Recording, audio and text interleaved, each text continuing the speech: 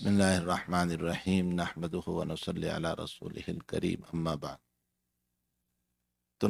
قال النبی صلی اللہ علیہ وسلم تنقح المرأة لأربع لمالها ولحسبها ولجمالها ولدینها فاصفر بذات الدین تربت یداک او کما قال علیہ الصلاۃ والسلام۔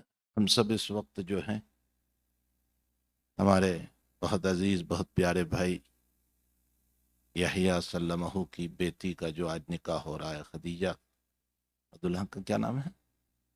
دلہن کا معاذ، لوگ معاذ بولتے ہیں، میم پر فتحہ نہیں ہے، میم پر ضمہ ہے، معاذ ہے، حدیث شریف میں معاذ ہے۔ تو ہمارے عزیز معاذ، تو ان کی مبارکبادی کے لیے ہم حاضر ہوئے ہیں۔ اللہ تعالیٰ اس نکاح کو بہت مبارک فرمائے، جانبین سے محبت عطا فرمائے۔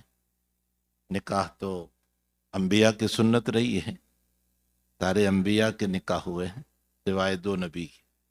سیدنا یحییٰ علیہ السلام کا نکاح نہیں ہوا، قرآن نے ان کے باب میں حصورہ فرمایا، انہوں نے نکاح نہیں کیا۔ اور ایک سیدنا عیسیٰ علیہ السلام ہے، لیکن حضرت عیسیٰ علیہ السلام کے باب میں ہے کہ وہ دنیا میں تشریف لائیں گے، ان کا نکاح ہوگا، ان کی اولاد بھی ہوگی۔ باقی تمام انبیاء کرام علیہ الصلوۃ والتسلیم کا نکاح ہوا ہے، اور سب سے بڑھ کر نبی اکرم صلی اللہ علیہ وسلم کے نکاح ہوئے۔ صاحب در مختار نے ایک بات لکھی ہے، فرماتے ہیں کہ دو چیزیں ایسی ہیں جو تمام انبیاء میں مشترک رہی، یعنی تمام انبیاء میں برابر رہی، ایک ایمان اور ایک نکاح۔ ایمان، جتنی چیزوں پر ہمیں ایمان لانا ہے، آدم علیہ السلام سے لے کر عیسیٰ علیہ السلام تک تمام نبیوں کے وہاں بھی انہی چیزوں پر ایمان لانا تھا، اللہ پر، رسولوں پر، کتابوں پر، تقدیر پر۔ ایمان کے باب میں کوئی فرق نہیں، ہاں جزیاتی مسائل میں فرق ہوتا ہے، ابونا واحد و امہاتنا شتیٰ حدیث ہے۔ تو آدم علیہ السلام سے لے کر محمد الرسول اللہ صلی اللہ علیہ وسلم تک تمام نبیوں میں ایمان کا مسئلہ برابر رہا، اور دوسرا مسئلہ نکاح کا ہے۔ تمام نبیوں میں نکاح رہا، اس امت میں بھی نکاح ہے، سیدنا محمد الرسول اللہ صلی اللہ علیہ وسلم کے بھی نکاح۔ تو ایمان اور نکاح یہ تمام نبیوں میں مشترک ہے، اور یہ دونوں ایک ایسی عبادت ہے کہ صاحب در مختار فرماتے ہیں کہ یہ عبادت جنت میں بھی رہے گی، اس لیے کہ بغیر ایمان کے تو کوئی جنت میں جا ہی نہیں سکتا ہے۔ تو ایمان جنت میں بھی رہے گا، سلام قولا من رب الرحیم، سلام قولا من رب الرحیم، اور نکاح بھی جنت میں رہے گا۔ اللہ جنتی عورتوں سے نکاح کرائے گا، اور دنیا کی عورت کو اللہ ان کا سردار بنائے گا۔ تو بہرحال یہ دو چیزیں ایسی ہیں جو پہلے آدم علیہ السلام سے مسلسل ہیں اس امت تک، اور اس امت سے آگے جنت میں بھی یہ دونوں عبادتیں رہنے والی ہیں۔ تو نکاح ایک ایسی عبادت ہے جو مسلسل انبیاء کرام علیہ الصلوۃ والتسلیم میں چلی آئی، لیکن میاں بیوی میں تعلق باقی تب رہتا ہے جبکہ دونوں حدیث اور سنت کو برقرار رکھیں، تو زندگی برابر گزرتی ہے۔ ایک دو آنی تو اوپر نیچے ہوتا رہتا ہے، حضرت علی رضی اللہ تعالیٰ عنہ، حضرت فاطمہ رضی اللہ تعالیٰ عنہ کے بھی تھوڑا تو میں ہوا تھا، ہوتا ہے ایسا، لیکن 100% اختلاف تب نہیں ہوتا جبکہ دونوں سنت کے پابند ہوں۔ پھر عجیب و غریب بات یہ ہے کہ آپ دیکھیں کہ نکاح جو ہے ساری قوم میں ضرورت ہے، اسلام میں صرف ضرورت نہیں، بہت غور سے سمجھے اس مسئلے کو، ساری امت میں ضرورت ہے۔ ضرورت کا کیا مطلب؟ خواہش پوری کر دی، مسئلہ ختم۔ اسلام نے یہ نہیں کہا، اسلام کہتا ہے نکاح ضرورت بھی ہے، مقصد بھی ہے، عبادت بھی ہے۔ ہاں یہ عبادت ہے، یہ تو سنت رسول صلی اللہ علیہ وسلم، اتزود النساء ومن رغب عن سنتی فلیس منی، یہ عبادت ہے۔ اور یہ ایسی عبادت ہے کہ رات میں میاں بیوی سو جائیں تو بھی اس کا ثواب جاری رہتا ہے۔ ایسا تو ہے نہیں کہ لوئر کے کوٹ کی طرح رات میں اتار دیا اور صبح پہن لیا تو لوئر بن گیا، ایسا نہیں ہے۔ رات میں سوئے تو بھی ثواب جاری، دن میں سوئے تو بھی ثواب جاری، حتیٰ کہ مسئلہ یہ ہے کہ اللہ کے نبی علیہ السلام نے فرمایا کہ بیوی کے منہ میں پیار سے لقمہ دینے پر بھی اللہ صدقے کے برابر ثواب دیتا ہے. کیسی بہترین عبادت یہ. ضرورت بھی ہے، مقصد بھی ہے، عبادت بھی ہے. یہ ساری قوم ضرورت سمجھتی ہے، اسی لیے ان کے وہاں گرل فرینڈ، بوائے فرینڈ، بس ضرورت ہے. ضرورت پوری ہو گئی، مسئلہ ختم ہو گیا. یہ سب ضرورت ہے. ہمارے وہاں ایسا نہیں. اچھا، جو ضرورت سمجھتے ہیں نا وہ حیوان ہے، اینیمل ہے، جانور ہے. کہ جانور کا حال یہی ہے کہ وہ اپنی خواہشات پوری کر لی، مسئلہ ختم.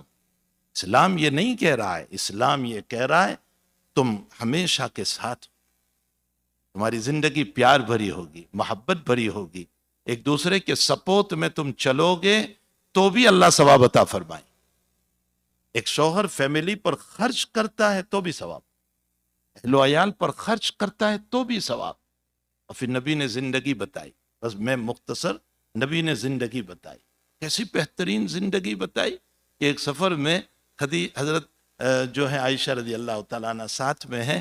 اللہ کے نبی نے فرمایا چلو ہم دوڑے، دونوں دوڑ رہے اور حضرت آگے نکل گئے. تو عائشہ کا منہ چھوٹا ہو گیا کہ میں ہار گئی، اور نبی رین کیا بولتے ہیں، وین ہو گئے، اب کامیاب ہو گئے. حضرت نے دوسری مرتبہ جان بوجھ کر دوڑ لگائی اور پیچھے رہ گئے، اور عائشہ آگے نکل گئے. حضرت نے فرمایا پہلے میں کامیاب ہوا تھا، اب تو کامیاب. آج کل کا کوئی شیخ الحدیث بھی دوڑنا تو بہت دور کی بات، بیوی کے ہاتھ پکڑنے کو عیب سمجھتا ہے. لوگوں جوئے اپرو نیم کی عیب سمجھتا ہے کہ تیرا ہاتھ پکڑ کے چلوں گا تو لوگ کیا کہیں گے. اللہ اکبر. نبی سے بڑھ کر ہمارے حضرت تھانوی رحمۃ اللہ علیہ نے الفاظات الیومیہ میں ایک جگہ لکھا ہے، حیا وہ نہیں ہے جو تم سمجھتے ہو، حیا وہ ہے جو نبی نے عطا فرمائی. ہاں، میں اور آپ حیا، ہم تو کھڑے کھڑے کھانے کو جو ہے جائز سمجھ رہے ہیں. بہت اچھا ہے. یہ تو نبی سے پوچھیں کہ کیا مسئلہ ہے. حیا وہ نہیں ہے جس کو میں اور آپ سمجھے، حیا وہ ہے جو نبی دے، اس کو حیا کہتے. حضرت عائشہ نے ایک مرتبہ فرمایا یا رسول اللہ، ایک درخت اور ایک ٹری ایسا ہے جس پر سارے لوگوں نے اپنے اونٹنیاں چرائی ہے، اور ایک درخت وہ ہے جس پر کسی نے اپنی اونٹنی نہیں چرائی، یعنی اس کا چارہ نہیں کھلایا. تو آپ اپنی اونٹنی کے لیے کون سا درخت پسند کرو گے، کون سا ٹری؟ تو حضور فرما رہے ہیں میں اس کو پسند کروں گا جس پر کسی نے اپنی اونٹنی نہیں چرائی. تو عائشہ مسکرا کر کہتی ہے میں ہی تو ہوں. تمہاری ساری بیویاں تو اور شوہروں سے ہو کر آئی ہے اور میں کنواری ہوں. اور حضرت ہنس رہے. میں اور آپ تھوڑا سا علم کا غرور، جماعت کا غرور، تبلیغ کا غرور، لا حول لا حول، یہ کیا بات کر رہی ہے تو؟ یہ حیا نہیں ہے. حیا وہ ہیں جو نبی دے. ان باتوں میں یہ بتا رہے ہیں کہ یہ پیار کیا جائے، ذرا دل لگی کی جائے اپنی بیوی کے ساتھ. آج ساری عورتوں کو یہ کہنا ہے کہ تمہارے لیے تمہارے پاس سب کے لیے وقت ہے، میرے لیے نہیں. شکایت ہے کیونکہ ہم وقت نہیں دے رہے. تو اس کو سیکھو، ہماری زندگیوں میں اس کو لانے کی ضرورت ہے. اللہ جل شانہ صحیح نکاح والی زندگی ہمیں سمجھائیں. صحیح نکاح، کہ نکاح سے جو محبت، جو پیار ایک دوسرے کو ملتا ہے، حضور پاک صلی اللہ علیہ وسلم نے اپنی بیویوں کے ساتھ جو کر کے بتایا، ہم وہ پیار کریں. جو ہیں عورتوں کو بھی چاہیے کہ اپنے شوہروں کی خدمت کریں، ان کی اطاعت، ان کی فرما برداری کریں. شوہر کو چاہیے کہ ان کے حقوق کو پورے کرے. جانبین سے مسئلہ ہوتا ہے، ایک طرف سے نہیں ہوتا، دونوں طرف سے. عورت کو بھی چاہیے کہ پوری وفاداری کرے، پوری وفاداری، اتنی وفاداری کہ روایتوں میں آتا ہے کہ اللہ کے حبیب پاک صلی اللہ علیہ وسلم اعتکاف میں ہوتے تھے تو ویسے تو گھر میں ہوتے تھے تو سر میں مالش کر دیتی تھی حضرت عائشہ، تیل لگا دیتی، لیکن اعتکاف میں ہوتے تھے تو حضرت عائشہ کہتی ہے کہ میں حالت حیض میں ہوتی تھی تو مسجد میں نہیں جا سکتی تھی، تو حضرت ونڈو سے اپنا سر نکالتے تھے، اور عائشہ کہتی ہے میں باہر سے آپ کے سر کو مالش کر کے تیل لگا دیا کر. بخاری شریف کی روایت. خدمت کے جذبات بھی ہو. عز الدین ابن سلام نے اس سے مسئلہ نکالا. کسی نے عز الدین ابن سلام سے پوچھا کہ حالت حیض میں عورت میت عورت کو غسل دے سکتی ہے؟ یعنی خود حالت حیض میں اور کسی عورت کا انتقال ہو گیا تو یہ عورت اس کو غسل دے سکتی ہے؟ تو عز الدین ابن سلام نے فرمایا ہاں دے سکتی. فرمایا دلیل؟ فرمایا نبی کا مقدس سر جب حالت حیض میں دھو سکتی ہے تو میت کو غسل کیوں نہیں دے سکتی؟ یہ کیسا استدلال! محدثین کا ذہن دیکھیے، یہ محدثین کا علم ہے. تو خیر بہرحال بہت مبارک ہیں یہ مجلس. حضرت بھی تشریف فرما ہے، بیٹی خدیجہ ہے، نام بھی بہت پیارا ہے.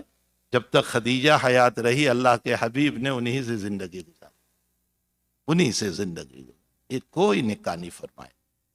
اور خدیجہ نے اپنے جان اور مال کو قربان کر دیا نبی علیہ الصلوۃ والسلام کے اوپر. اور کیسے کیا کہ اللہ کے حبیب اتنا یاد کرتے کہ خدیجہ کے انتقال کے بعد بکرا ذبح کرتے تو خدیجہ کی فرینڈ کے وہاں بھیجتے. میری خدیجہ کی قربانیاں ہیں، میری خدیجہ کی قربانیاں ہیں.